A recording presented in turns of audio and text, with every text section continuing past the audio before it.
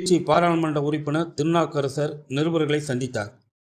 பாஜக பொதுக்கூட்டங்களில் காங்கிரஸ் ஆட்சியை விட பாஜக அதிக திட்டங்களை செயல்படுத்தியதாக கூறும் பிரதமர் மோடி அதற்கான ஆதாரங்களை காட்டுவதில்லை. கையாலாகாத ஒன்றிய அரசு தமிழக மீனவர்கள் மீதான தாக்குதலை வேடிக்கை பார்த்து கொண்டிருக்கிறது என்றார். அப்போது எம்பியை கண்டா வர சொல்லுங்க என போஸ்டர் ஒட்டப்பட்டுள்ளது, காணவழி என போஸ்டர் ஒட்டப்பட்டுள்ளது என நிருபர் ஒரு கேள்வி எழுப்பிய போது, நான் இங்கு வந்து கொண்டுதான் இருக்கிறேன், நீங்களும் பார்த்து கொண்டுதான் இருக்கிறீர்கள் என பதிலளித்தார்.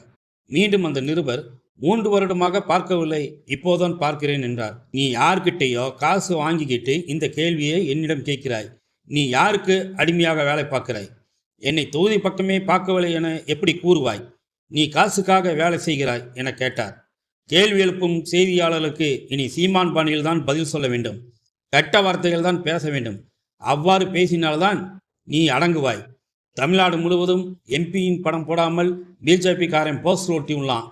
எல்லா எம்பி எம்எல்ஏக்கெல்லாம் அமெரிக்காவா சென்று விட்டார்கள். எல்லா எம்பியும் இங்கே தான் இருக்காங்க. பேப்பர்காரன் என்றால் பேப்பர்காரன் போலவும், டிவிக்காரன் என்றால் டிவிக்காரன் போலவும் கேள்வி கேட்கணும். எம்ஜிஆர் ஜெயலலிதா குறித்து பிரதமர் நரேந்திர மோடி இவ்வளவு நாள் பேசாமல் தேர்தல் நேரத்தில் புகழ்ந்து பேசுவது அதிமுகவின் வாக்குகளை கவர்வதற்காக இருக்கலாம். வாக்குகளை கவரும் உள்நோக்கத்தோடு பேசி கூட அவர் பேசியிருக்கலாம். நான் பாரதிய ஜனதா கட்சிக்கு செல்வதாக யாரோ எழுதியதை ஊடகங்கள் பெரிதாக்குகின்றன. நீங்கள் நினைத்தாலும் பாஜகவுக்கு அனுப்ப முடியாது. நான் பாஜகவுக்கு செல்வேன் என கூறுபவர்களை செருப்பால் அடிப்பேன். நான் 50 வருடமாக அரசியல் இருக்கிறேன். யாரிடம் எப்படி கேள்வி கேட்க வேண்டும் என்பதை நீங்கள் தெரிந்து கொள்ள வேண்டும். இப்படி தான் கேள்வி கேட்பீங்களா அப்படின்னு கொந்தளிச்சிட்டாருங்க.